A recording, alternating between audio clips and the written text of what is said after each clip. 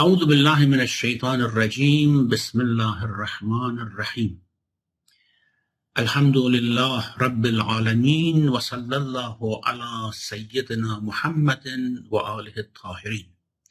Verse number 59 of Surah An-Nisa. يا أيها الذين آمنوا أطيعوا الله وأطيعوا الرسول وأولي الأمر منكم فإن تنازعتم في شيء فردوه إلى الله والرسول إن كنتم تؤمنون بالله واليوم الآخر ذلك خير وأحسن تأويلا. O you who have faith, obey Allah and obey the Messenger and those vested with authority among you. And if you dispute concerning anything, refer it to Allah and the Messenger. If you have faith in Allah and the last day, that is better and more favorable in outcome. This verse, in a sense, is stipulating, is mentioning one very important instance of what was mentioned in the previous verse.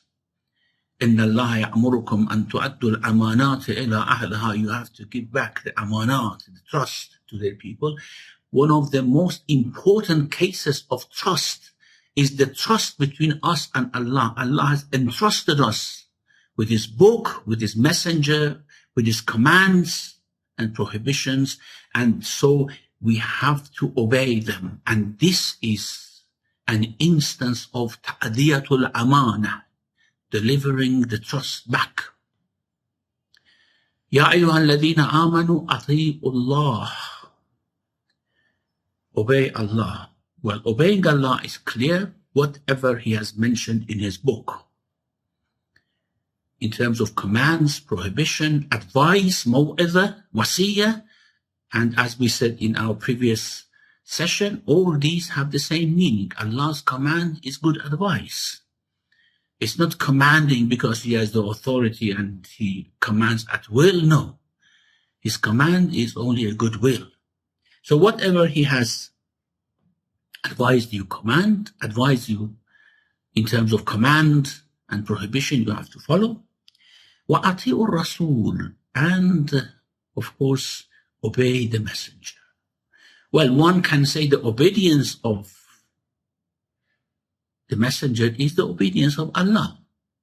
There is no difference between the two. Man yuti' al-Rasul faqad ata' Allah. Whoever obeys the messenger has obeyed Allah subhanahu wa ta'ala. However, the difference is that it is actually giving an extra authority to the Prophet than the Quran. Yes, you have to follow the Quran. That is certain. That is ita'atullah, obedience to Allah, and ita'at of Rasul in whatever he says which is not in the Quran. Some say it means his sunnah. But it's not only the sunnah. I mean, he had many commands and prohibition as a ruler. When one should go to war, when one should make peace, when the community should go in certain direction. These were actually the commands of the Prophet in his capacity as a ruler. That should be obeyed as well. This is in his time. And after, of course, his demise, his sunnah must be obeyed. So whatever is not in the Quran, what is the command of the messenger, is added to the obedience of Allah subhanahu wa ta'ala. In Majma' al-Bayan, he says that although the obedience of the messenger is the same as obedience of Allah, here it is repeated for extra emphasis that you have to obey the messenger, although whatever he does is a command from Allah subhanahu wa ta'ala. Whatever he says, even if it's not revelation, is based on the wisdom that we have given him, and you have to obey him. Now, some people have said that This is reported in Majma' al-Bayan from Al-Kalbi, the famous early exegete, that Ati'ullah means fil fara'id, in whatever is obligatory, wa Ati'ur Rasul fil sunan, in whatever is not obligatory but recommended. This cannot be although, I mean, whatever the Prophet recommends must be respected, but not everything that he recommends is obligatory. There are mustahabbat which he recommends, which is not obligatory. So this is not a very apt meaning for the verse. As Majma' al-Bayan also mentions, Tabrasi says that the other meaning is more correct, because the Ta'atul Rasul is Ta'atullah. It's not that the Ta'atul Rasul is only in the Sunnah. Now, in Tibyan, he says, Shaykh Tusi Rahmatullah alayhi, Ta'atul Rasul wajibatun fi hayatihi wa ba'da wafat. The obedience of the Prophet is obligatory during his lifetime and after. Now, because one may say, I mean, why he mentions this, because one may say that, okay, the Prophet, peace be upon him, had commands, which were the commands in his capacity as a ruler. We have to go to war, for example, at this time, or the community should go in this direction. So this Ta'atul Rasul is limited to his lifetime. What about after his demise? Okay, we follow the Quran. He says no. Ta'atul Rasul wajibatun fi hayatihi wa ba'da wafat.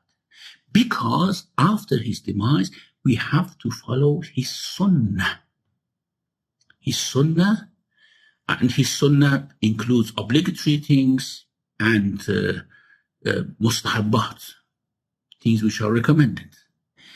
Why? Because in many narrations, the Prophet has called the mukallafun, those vested with duty, the incumbents, those who have duty towards Islam, has called them the mukallafun until the Day of Judgment, has called them towards his sunnah.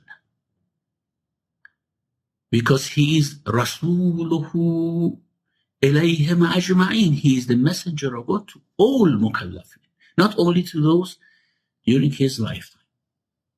Now, amma ulul amr, ati'u Allah wa ati'u Rasul wa ulul amri minkum. Now, in some verses, we don't have this ita'ah, this obedience repeated. وَأَطِيعُ اللَّهَ وَالرَّسُولِ. Obey God and the Messenger. Here, Messenger is the one who conveys the message of Allah. But here, since the ati'u is repeated, أَطِيعُ اللَّهَ وَأَطِيعُ الرَّسُولِ, the verb is repeated, means that even in those things that you think are not related to religion, you have to follow the Messenger of God. So this is actually giving more explanation than those verses in which the ati'u is not repeated. About ulul amr, we don't have the repetition of ati'u, obey. It says obey Allah and obey the Messenger and those vested with authority. It doesn't say obey Allah and obey the Messenger and obey those who are vested with authority. So, in a sense, ulul amr are attached to the Prophet, are extension of the obedience of the Prophet. As we said in those verses, that the obedience of the Prophet is just attached to obedience of Allah. Ati'u Allah wa Rasul. Wa man yuti'i Allah wa Rasul. It's one verb. And here, obedience of ulul amr and obedience of Rasul are put through or conveyed to us through one verb. It means they are the same. They are not something which is which could be separated from each other. However, the commentators have different views on this, which I mentioned, because this is very important. This actually goes back to some of the discussions and disputes which exist among the Shia and the Sunni. Shia and Sunnah. Shaykh Tusi says, about Ulul Amr, the Mufassirin have different views.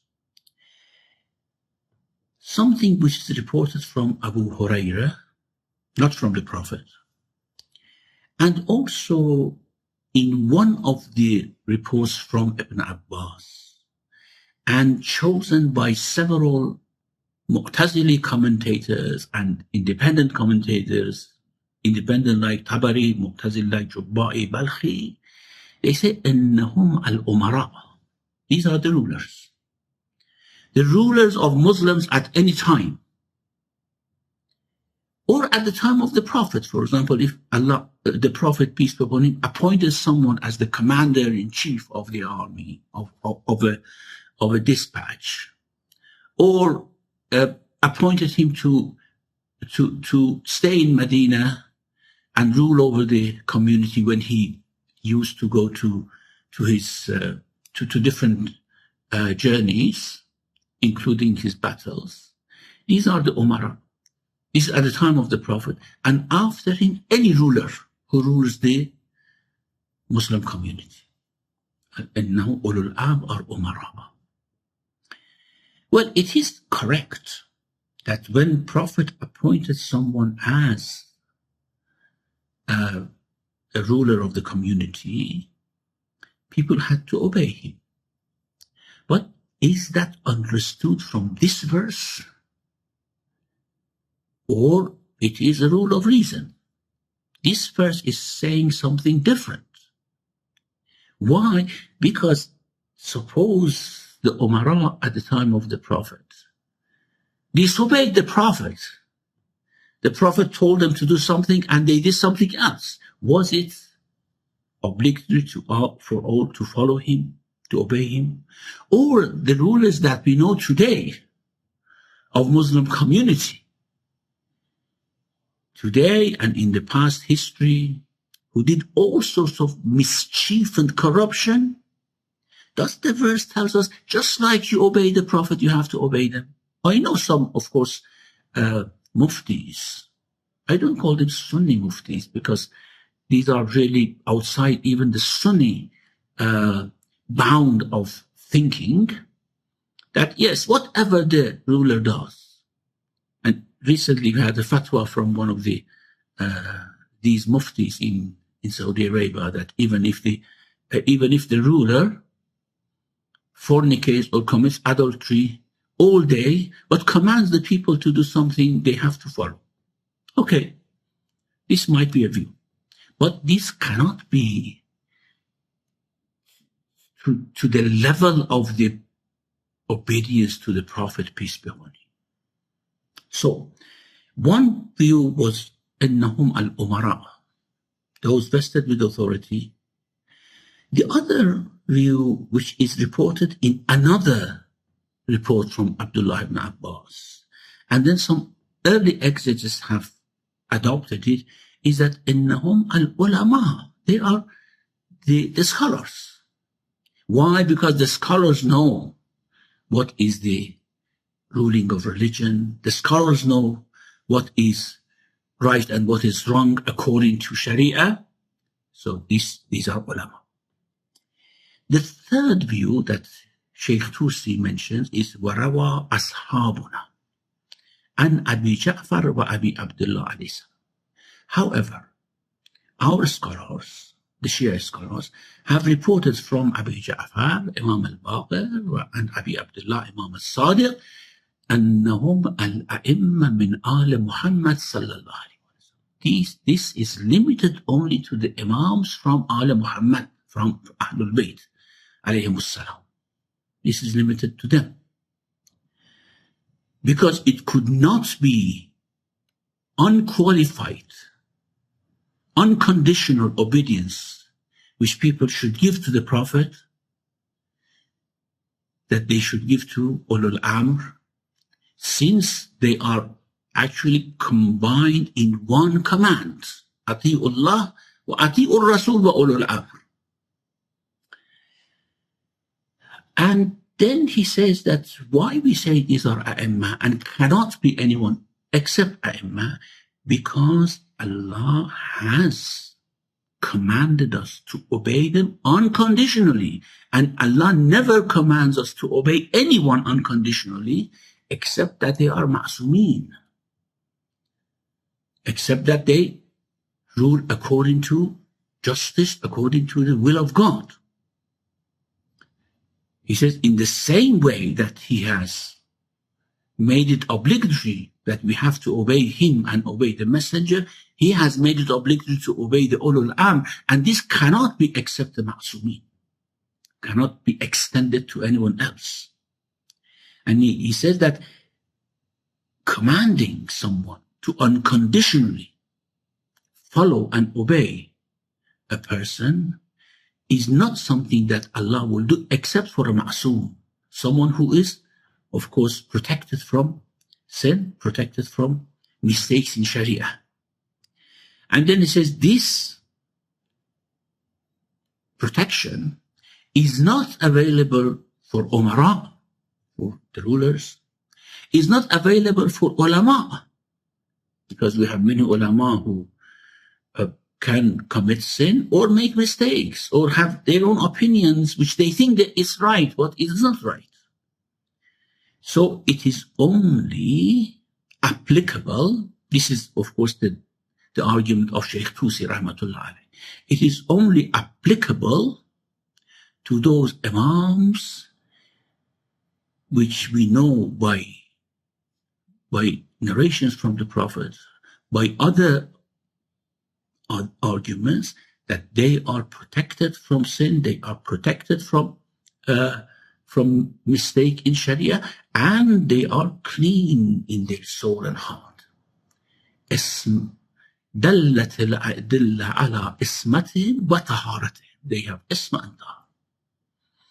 Then he says, those who say Ulul Amr are ulama, this is a very inapt. It's not an apt and suitable meaning that they give, because Ulul Amr means the one in whose hand is command, and this is not something that is established for ulama. So the verse here, first of all, it is a continuation of the previous verse or related to it, and secondly, it tells us that apart from Allah and Rasul, there are some other people who are vested with an authority in such a way that they have to be obeyed unconditionally. وَأُولُو الْأَمْرِ مِنْكُمْ. And then it says, فَإِن تَنَازَعْتُمْ فِي شَيْءٍ فَرُدُّوهُ إِلَى اللَّهِ وَالرَّسُولِ. And if you dispute concerning anything, refer it to Allah and the Messenger. Here, in the meaning of تَنَازَعْتُمْ فِي شَيْءٍ means that if you among yourselves dispute about something in the case of Sharia, about Sharia ruling, or about what is right and what is wrong, you cannot resolve it yourself. You have to refer it back to the Prophet and to the Messenger, and by extension to the Ulul Amr. And then Shaykh Tusi says that the meaning of referring back to Allah means referring to the Book of God, first. Referring it back to the Messenger means referring it to the Sunnah of Rasulullah. And this is a very clear statement that Sunnah of Rasulullah is something which exists in addition to the book for our guidance and differences, guiding us in our differences. So we have to refer to the Sunnah of the Prophet, peace be upon him, as well. It does not mean that this refers only to the time of the prophets, because then we have completely limited the meaning of a verse to a specific time. And this is not something which is intended by the revelation of the Quran. فَإِن تَنَازَعْتُمْ فِي شَيْءٍ. So the meaning of referring back to Allah means to his book. Referring back to the messenger means to his sunnah in our time, to his sunnah. And referring back to messenger by extension includes referring back to Ulul Amr, because they are mentioned as well. This is what Shaykh Tusi Rahmatullah alayhi says. And in Majmu' al-Bayan, Tabrasi quotes students of Ibn Abbas that the meaning of the verse is that if you dispute about something min umur dinikum, about matters of your religion, your faith, refer this dispute to Kitabillah and to Sunnat Rasulullah. This is what the students of Ibn Abbas have said. Then he says, we say, نحن نقول, we say that referring back to the A'imma alayhimus salam, which stand in the same position, on the same position as the Prophet, peace be upon him, is similar to referring back to the messenger in his lifetime and after. Because they are the ones who protect the Sharia. حافظون لشريعة. As the Quran mentions about the Siddiqun and Anbiya of Banu Israel, that they were given the task of protection of the book. They were given the duty of protection. And the Khulafa of the Prophet, peace be upon him, meaning the A'imma, have been given the same position. They are the protectors of the book from deviation in interpretation, from the deviation in practice. So things should be referred back to them as well. Now,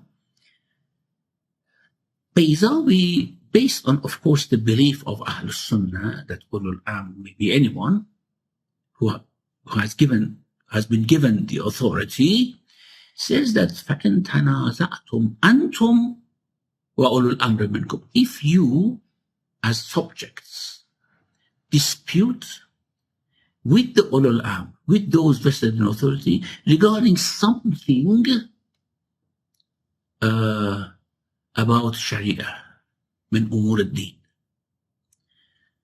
If you dispute about that, they say this is what, for example, the Sunnah of the Prophet say, you say, no, this is wrong. Or their practice is in a way which does not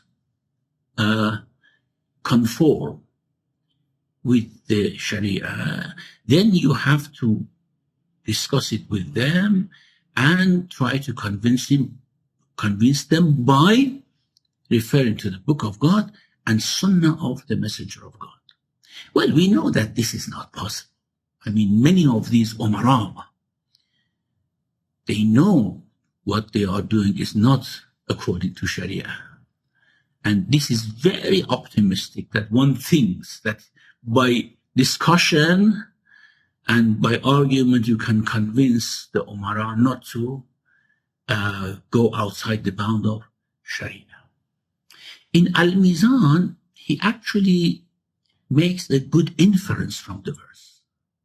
And he says, because the command to obey Ulul Amr is unconditional.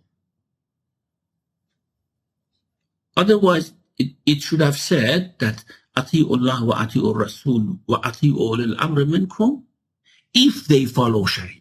if they follow rules of justice and commands of God. Because this is unconditional, this implies the isma of ulul amr, the isma of a'imma alayhimus salam, that they are protected, they are infallibles. The very command here in itself indicates that ulul amr must be protected from sin, must be infallibles. And we have narrations which tell us that we cannot follow ulul amr unconditionally. Certainly. And since there is no conditions put here about following ulul amr, it must be, as our ulama have said, that ulul amr refers to those who are on the same standing as the Prophet, peace be upon him. Now we have one hadith, As-Suyuti mentions this hadith from Ad-Durr al-Manthur, that's Inna Ma'adan qala ya Rasulullah, أرأيت إن كان علينا أمراء. O Messenger of God, Ma'ad ibn Jabal asked the Prophet, O Messenger of God, suppose some rulers reign over us who do not observe your sunnah. Of course, this should happen in future. It shouldn't happen at the time of the Prophet, although it would have been possible as well when Prophet left Medina, for example. Suppose, so we say suppose in the future, some rulers reign over us who do not observe your sunnah. أرأيت إن كان علينا أمراء لا يستنون بسنتك, and do not follow your commands. ولا يأخذون بأمرك فما تأمر في أمرهم. What do you order us to do about them, about these rulers? فقال رسول الله صلى الله عليه وآله وسلم لا طاعة لمن لم يطع الله. The Messenger of God said, there is no right of obedience for someone who does not obey God. So this is very clear. Also, with regards to what we said about the interpretation of ulul amr, referring to the a'imma alayhimus salam, a'imma from Ahlul Bayt, there's one hadith in Kamaluddin of Saduq who says that Jabir ibn Yazid al-Ju'fi said, I heard from Jabir ibn Abdullah al-Ansari. So the report is from Jabir ibn Abdullah al-Ansari. He says that when the verse was revealed, this verse, أطيعوا الله وأطيعوا الرسول وأولي الأمر منكم,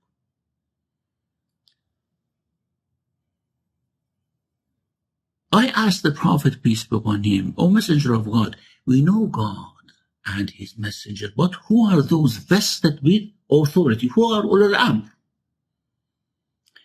The Prophet said, peace be upon him, Hum khulafa'i ya Jabir. They are my successors. وَأَئِمَّةُ الْمُسْلِمِينَ مِنْ بَعْدِ. These are the imams who are appointed over Muslims after me.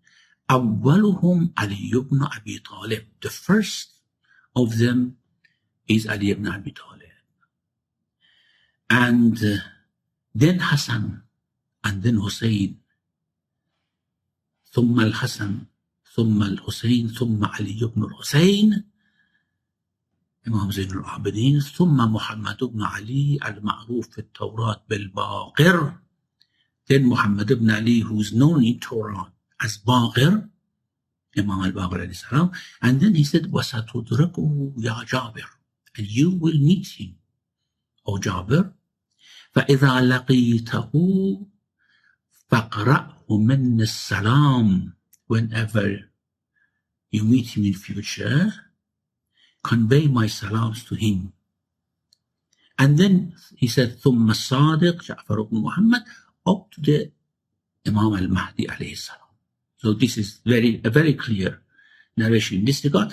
And we have other narrations which are referring to this matter. Alright, then the verse actually is giving a sort of emphasis. يا أيها الذين آمنوا أطيعوا الله وأطيعوا الرسول وأولي الأمر منكم فإن تنازعتم في شيء فردوه إلى الله. Okay, we discussed this. فردوه إلى الله والرسول إن كنتم تؤمنون بالله واليوم الآخر. If you believe in Allah and the last day and the day of judgment. So it means if you do not do, your claim that we believe in Allah, we believe in the day of judgment is just a pretension. There is no faith as such. If you do not obey, there is no faith. إن كنتم تؤمنون بالله واليوم الآخر. So the commentators say that this sentence, this expression, إن كنتم تؤمنون بالله واليوم الآخر, is for emphasis, to encourage them to do this. And then the last sentence of the verse says, ذَلِكَ خَيْرٌ وَأَحْسَنُ تَأْوِيلًا. That is better and more favorable in outcome.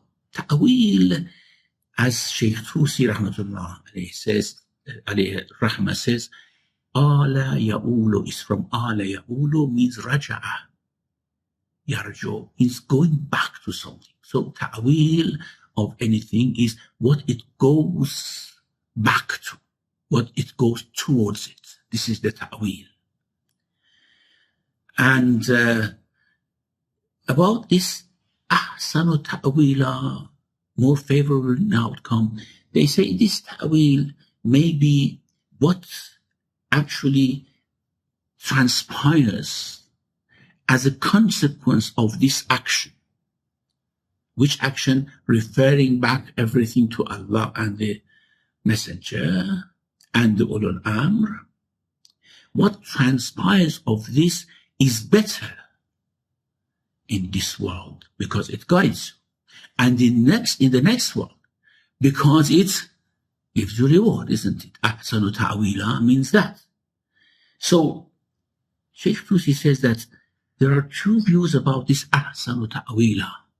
One is ahmadu aqibatan, that the outcome of what you do in this sense, in this regard, is better in your life.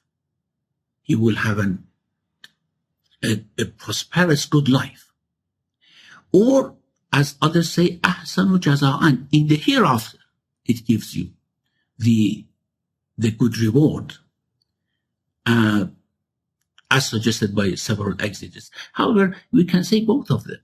Ahsanu ta'wila. Of course, we have another verse, for example, when Shu'aib says to his people, أَوْفُوا الْكَيْلَ إِذَا كِلْتُمْ وَزِنُوا بِالْقِسْطَاسِ الْمُسْتَقِيمِ.